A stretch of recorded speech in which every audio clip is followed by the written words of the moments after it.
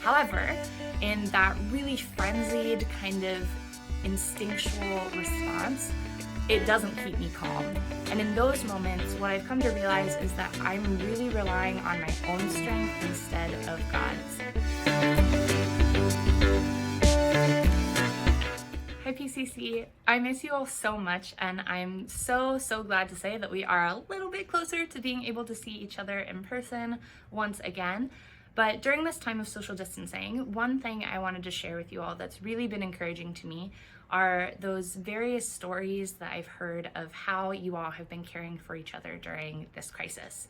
And caring for one another during a crisis is exactly what I'd like to talk to you about today, especially as it pertains to being in a leadership role. But before I get too far into that, I do want to take a moment to introduce myself to those of you who I perhaps haven't met yet. So my name is Sara Berger Norton, and my husband Ben and I have been attending PCC for a little under 2 years now.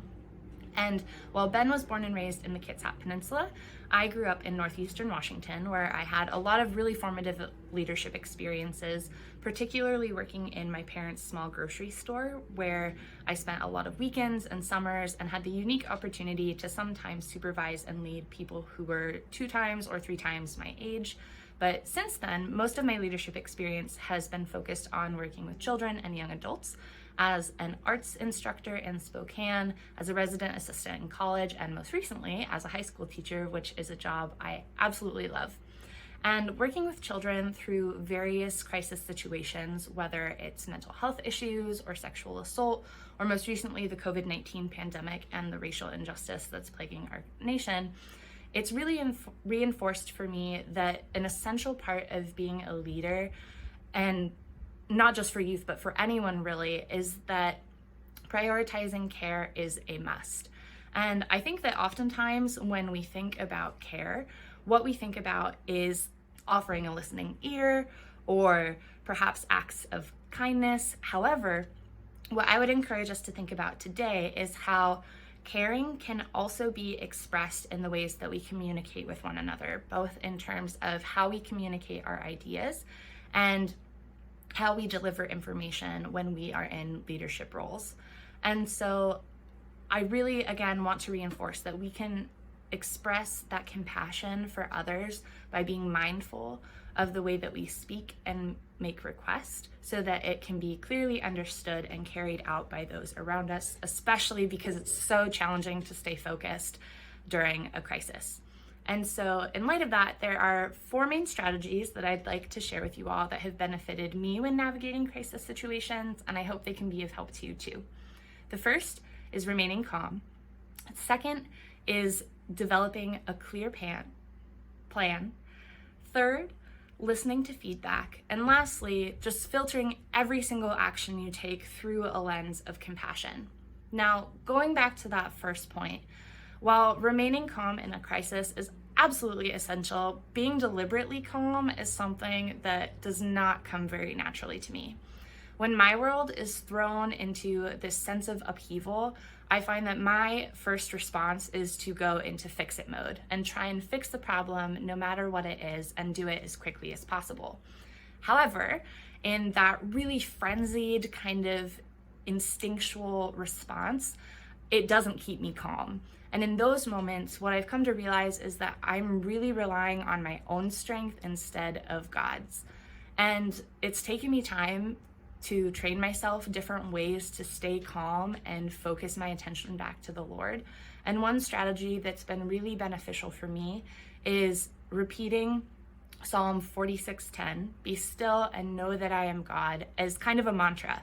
And so I'll repeat it over and over again, whether it's in my head or aloud, to give myself that space and moment of calm to reflect on the ways that God has prepared me for whatever that challenge may be, and to reassure myself that God is there. He has the strength to carry me through this situation, and if I rely on Him versus myself, I can maintain a much greater sense of calm. And being more calm is something that I found really increases my efficacy in any other thing I do during a crisis, like developing a plan, which is much easier for me to do when I have that moment of pause.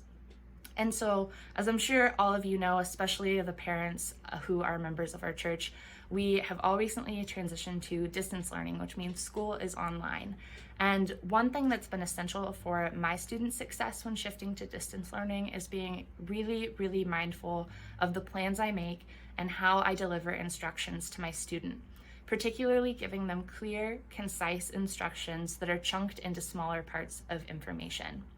And personally, what I found the most success with is giving no more than 5 or fewer brief instructions.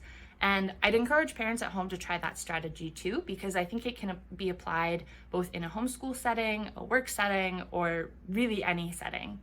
And so an example of how I do that in my classroom and break down complex tasks into smaller ideas is with something like writing an essay. If I were to tell my students to write your essay today, that could be a really daunting task if they don't know where to start.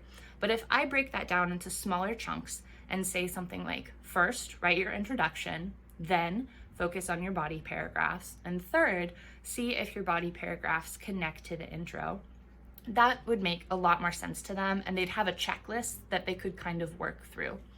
And so again, breaking that information down can make it easier to digest, especially for children and teenagers who are still working out executive functioning and how to respond to complex directions. And like I said, the same concept can be applied in a work environment or a home environment, and even with something as simple as a directive like clean your room. So I know that for me as a child, my mom and I had very, very different ideas of what it meant to keep a room clean.